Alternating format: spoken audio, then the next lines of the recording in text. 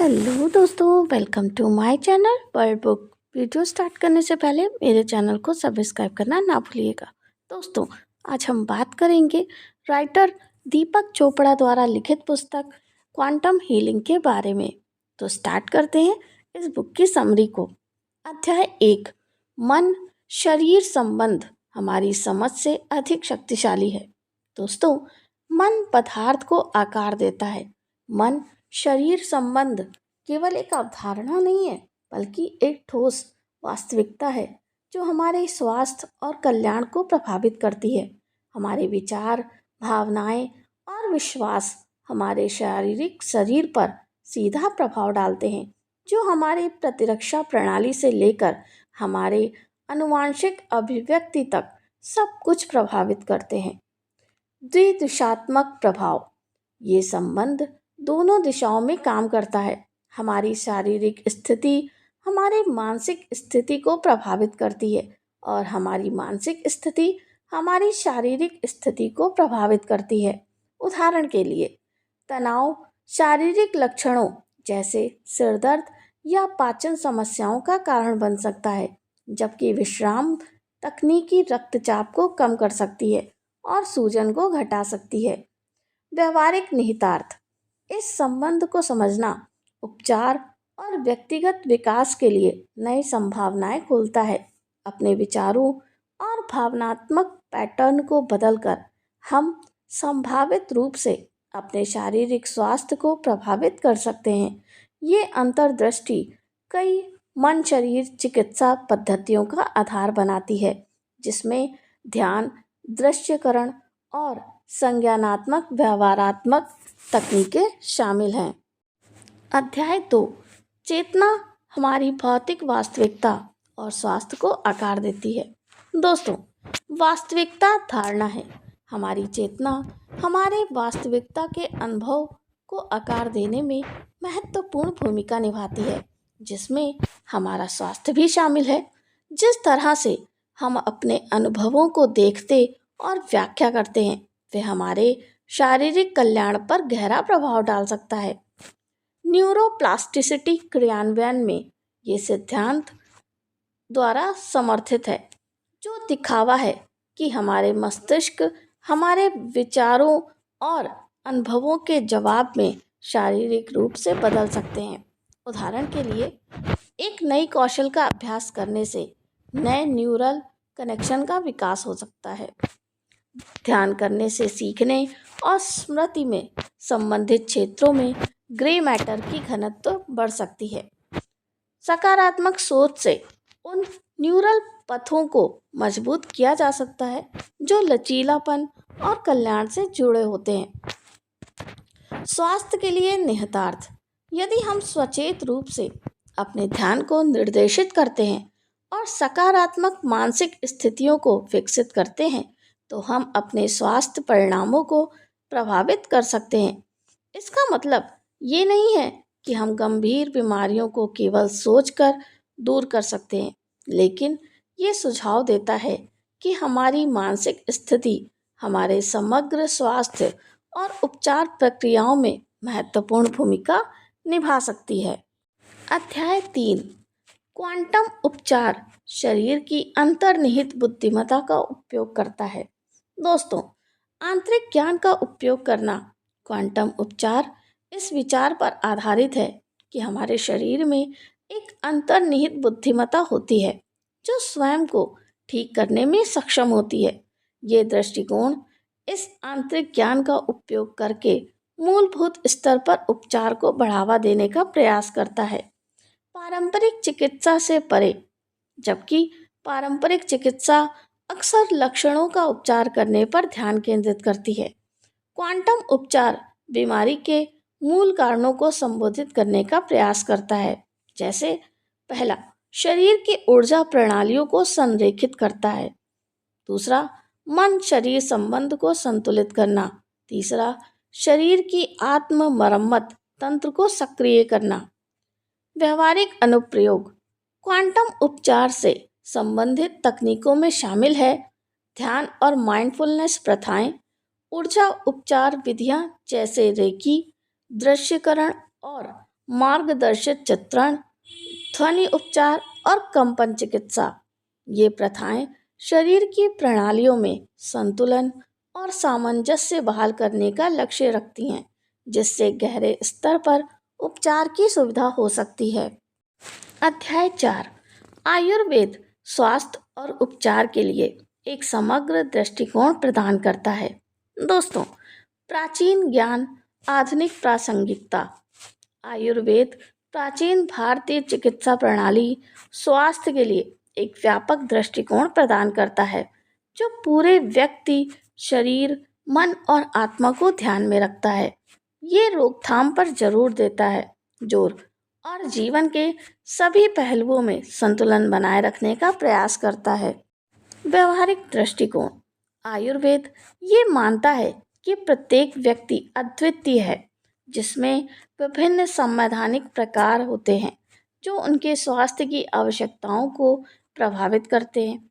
इसके प्रमुख सिद्धांतों में शामिल है अपनी अद्वितीय संवैधानिक पहचान करना, आहार, जीवन शैली और जड़ी बूटियों के माध्यम से दोषों का संतुलन बनाना, प्राकृतिक लय और चक्रों के साथ संरेखित करना।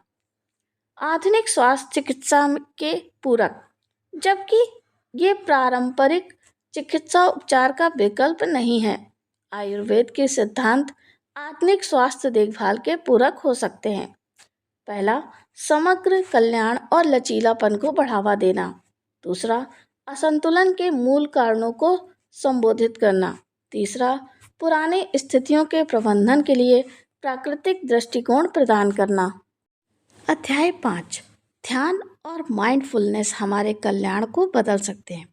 दोस्तों, आंतरिक शांति का द्वार ध्यान और माइंडफुलनेस प्रथाएं हमारे मानसिक और शारीरिक कल्याण को बदलने के लिए शक्तिशाली उपकरण प्रदान करती है। ये तकनीकें हमें बिना किसी निर्णय के अपने विचारों और भावनाओं का अवलोकन करने की अनुमति देती है, जिससे आत्म जागरूकता और आंतरिक शांति बढ़ती है। वैज्ञानिक रूप से सिद्ध लाभ। अनुसंधान ने नियमित ध्यान अभ्यास के कई लाभ दिखाए हैं, जिनमें शामिल है तनाव और चिंता में कमी, ध्यान और एकाग्रता में सुधार, भावनात्मक नियंत्रण में वृद्धि, प्रतिरक्षा प्रणाली के कार्य में सुधार, सीखने और स्मृति से संबंधित मस्तिष्क क्षेत्रों में ग्रे मैटर की वृद्धि। सभी के लिए सुलभ। दोस्तों, ध्यान के लिए विशेष उपकरण या व्यापक प्रशिक्षण की आवश्यकता नहीं होती।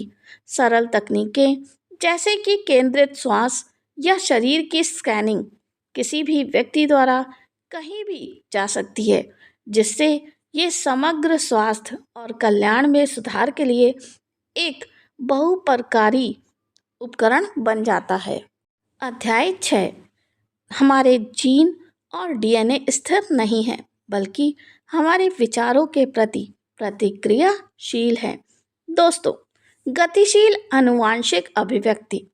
पुराने विश्वास के विपरीत कि हमारे जीन स्थिर और अपरिवर्तनीय हैं, अब हम जानते हैं कि जीन अभिव्यक्ति हमारे विचारों, भावनाओं और वातावरण से प्रभावित हो सकता है।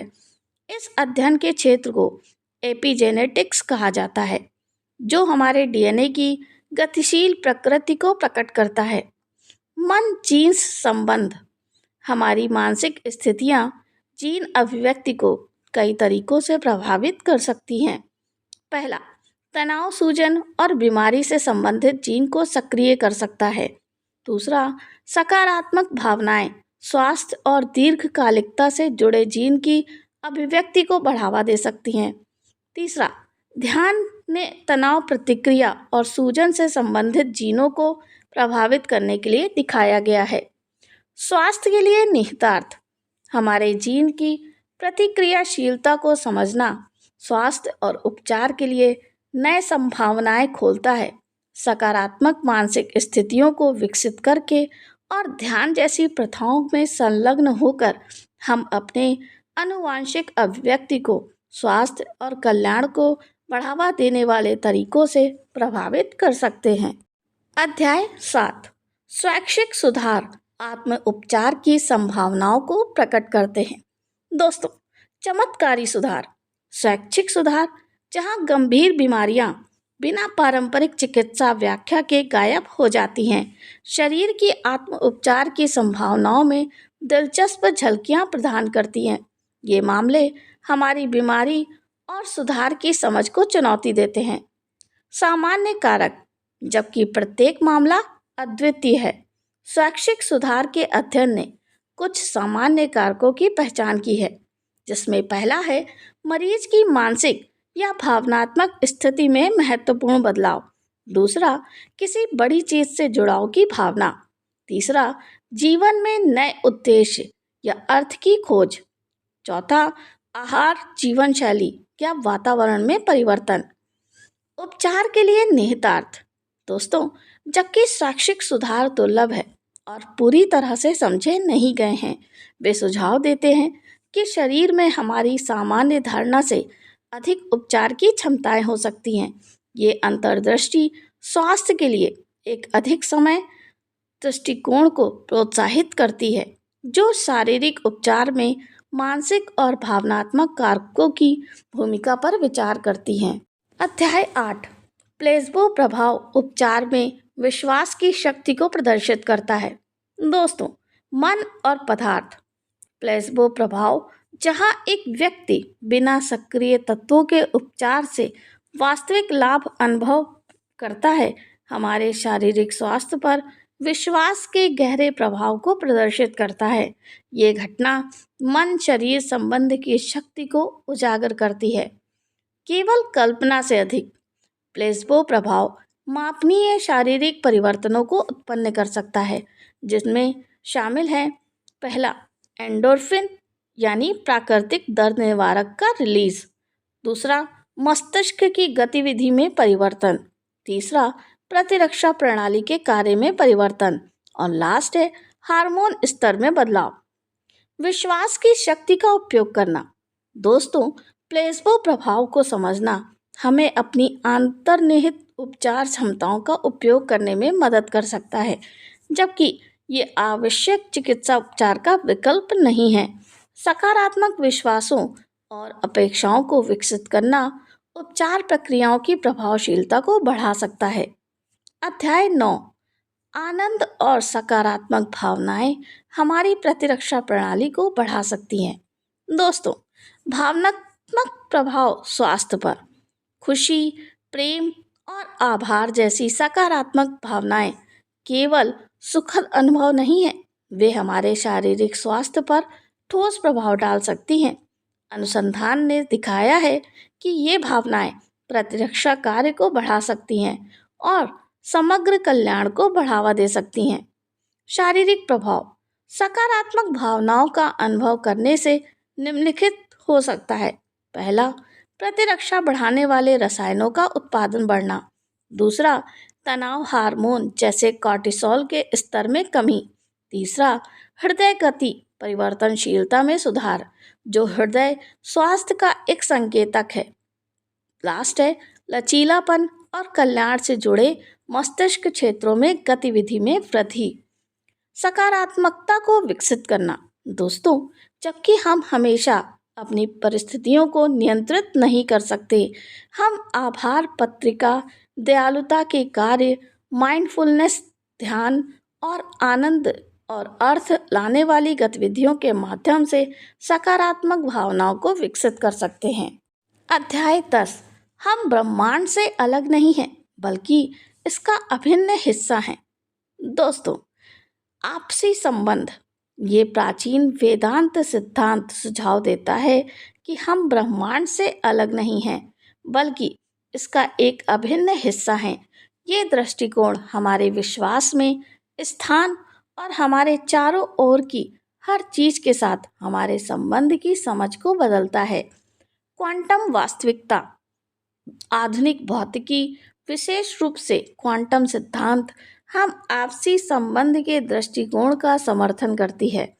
प्रमुख विचारों में शामिल है पर्यवेक्षक प्रभाव, अवलोकन की क्रिया उस पर प्रभाव डालती है जो देखा जा रहा है। उलझाव, कण दूरियों के बावजूद जुड़े रह सकते हैं। क्षेत्र सिद्धांत सभी वास्तविकता में एक अंतर्निहित एकता का सुझाव देना। व्यवहारिक निहितार्थ ब्रह्मांड के साथ हमारे गहरे संबंध को पहचानना निम्नलिखित की ओर ले जा सकता है, जिसमें पहला है हमारे पर्यावरण और दूसरों के प्रति अधिक जिम्मेदारी की भावना। दूसरा, संबंध और उद्देश्य की बढ़ी हुई भावना। तीसरा, अलगाव या पृथक्करण की भावनाओं में कमी। स्वास्थ्य और कल्याण के लिए एक अधिक समग्र दृष्टिकोण जो हमारे व्यापक विश्व के साथ हमारे संबंध पर विचार करता है। तो दोस्तों, यहाँ पर मेरी बुक समरी समाप्त होती है। आप कमेंट करके ज़रूर बताइएगा कि आपको मेरी ये वीडियो समरी कैसी लगी, बढ़िया या बहुत बढ़िया। तो मिलते हैं नेक्स्ट वीडियो में। थैंक यू, धन्यवाद।